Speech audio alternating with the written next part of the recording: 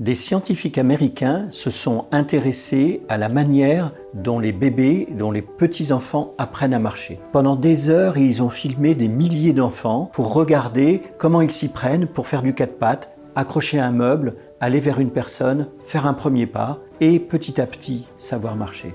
Ils en ont tiré une statistique. En moyenne, un enfant va tomber 2000 fois et se relever 2000 fois pour apprendre à marcher. Et s'il n'était pas tombé, les enfants n'apprennent pas à marcher. Aujourd'hui, je voudrais vous présenter un ouvrage qui est un indispensable et qui va vous réconcilier avec les obstacles, avec les difficultés de la vie, L'obstacle et le chemin.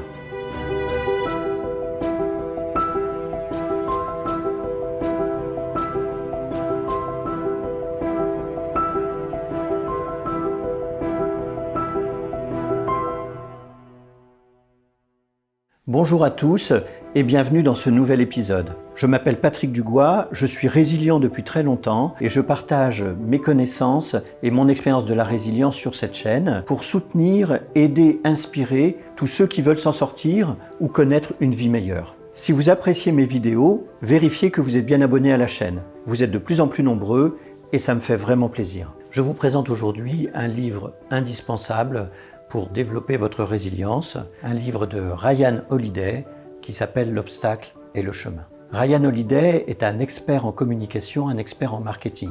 Il est donc très éloigné d'un Viktor Frankl que je vous avais présenté dans une vidéo précédente sur découvrir un sens à sa vie et je vous invite d'ailleurs à regarder cette vidéo si vous ne l'avez pas encore regardée. Le livre de Ryan Holiday, L'obstacle et le chemin, présente sous un jour particulier la manière dont vous pouvez regarder vos difficultés.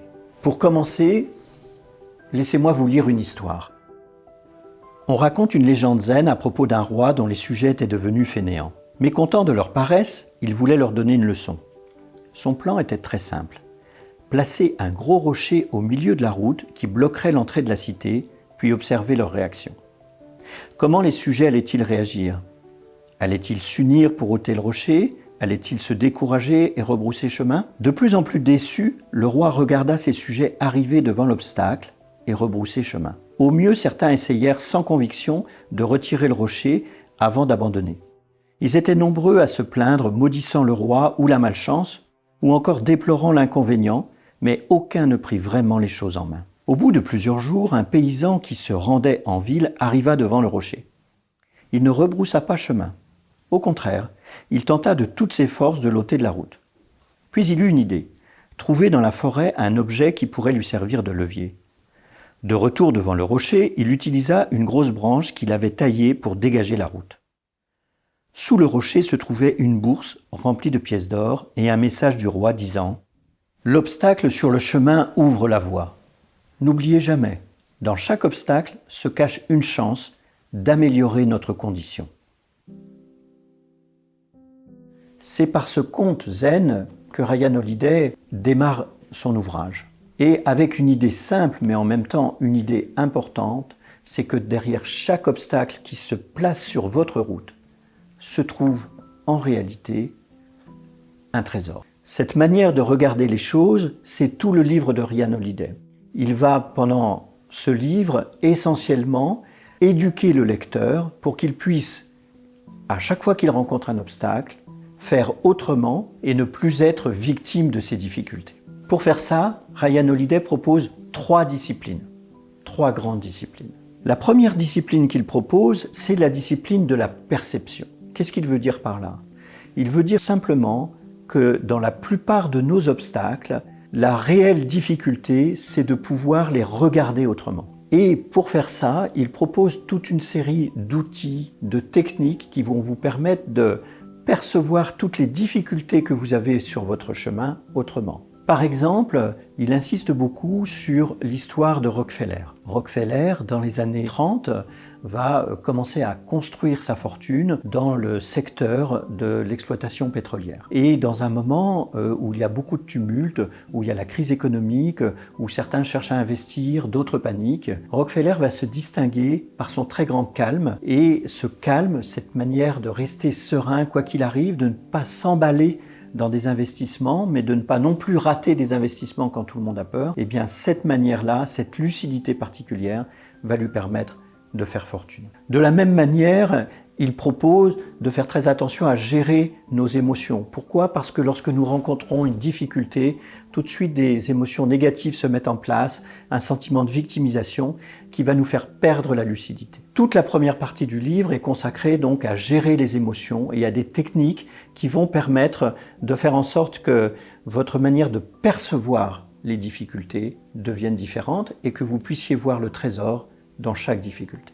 Il propose ensuite une deuxième discipline qu'il appelle la discipline de l'action. Derrière la discipline de l'action, il y a l'idée que, comme dans le conte zen, qu'est-ce que font la plupart des personnes? Soit elles font demi-tour lorsqu'elles voient le rocher, soit elles essayent un peu et puis elles abandonnent. Et Ryan Holiday dit, qu'est-ce qui va faire finalement que chaque obstacle va devenir une ressource? Eh bien, c'est tout simplement que l'on va persister, qu'on va au moins essayer de bouger la pierre, qu'on va essayer plusieurs fois, qu'on va essayer de trouver des ressources à l'extérieur et que le fait de commencer, de recommencer, de ne pas lâcher va permettre à un moment de dépasser l'obstacle. Et à ce propos, il cite un exemple intéressant qui est comment finalement même l'obstacle, même la difficulté, je peux la retourner contre elle-même. Il fait référence par exemple à la manière dont la Russie a vaincu les armées napoléoniennes. Oui, elle avait en face d'elle un énorme obstacle qui menaçait de tout détruire. Eh bien, les Russes ont eu cette intelligence de reculer et d'attendre tout simplement que ce soit l'hiver qui réussisse à vaincre les armées napoléoniennes. Donc, deuxième discipline, l'action, et en l'occurrence, là, l'action était une action maligne d'évitement. Et puis, il propose une troisième discipline dans son livre, la discipline de la volonté. Parce que le conte zen, de ce point de vue-là, est très illustrant. Il dit que la plupart soit n'essayez pas, soit essayez un peu. Or, dès lors que vous avez des obstacles, si dès qu'il y a une première difficulté, une simple difficulté, vous essayez un peu et puis vous arrêtez, si vous ne faites pas preuve de ténacité, si vous ne recommencez pas, vous n'allez pas y parvenir. Il ajoute d'ailleurs dans cette dernière partie une idée intéressante que je trouve très utile. Il fait référence à l'amor fati. L'amor fati, c'est aimer le destin.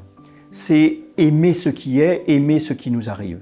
Et la volonté, c'est cette idée de quoi qu'il nous arrive, ça ne nous empêche pas de constamment réessayer, recommencer, anticiper, mais surtout consentir à ce qui nous arrive plutôt que de nous révolter, de manière à utiliser l'énergie pour faire face. Avec ces trois disciplines, Ryan Holiday réussit à nous montrer à quel point finalement la manière dont nous regardons les obstacles, dont nous agissons face aux obstacles, dont nous sommes tenaces, va changer les choses et va en faire des ressources. Et puis il ajoute une dernière idée que j'aime beaucoup, qui est très importante. Il insiste sur un point. Il fait une distinction entre les obstacles externes, en l'occurrence le rocher du conte, et puis les obstacles internes. Et il dit au fond, les véritables obstacles sont internes. Dans le cas de tous les paysans qui font demi-tour, l'obstacle c'est de ne pas avoir la force ou de ne pas avoir la volonté d'essayer de bouger le rocher. C'est tout simplement de ne pas essayer, c'est tout simplement de ne pas persévérer. Mais le fait de ne pas essayer, de ne pas persévérer, de ne pas chercher, de ne pas être créatif, c'est à l'intérieur que ça se joue, c'est pas à l'extérieur. Ce livre, pour moi, est important, il est assez facile à lire, il est assez court, il vous permettra de vous réconcilier avec les difficultés et surtout de voir à quel point, derrière chaque difficulté, il y a un enseignement, il y a une utilité, il y a une ressource pour vous.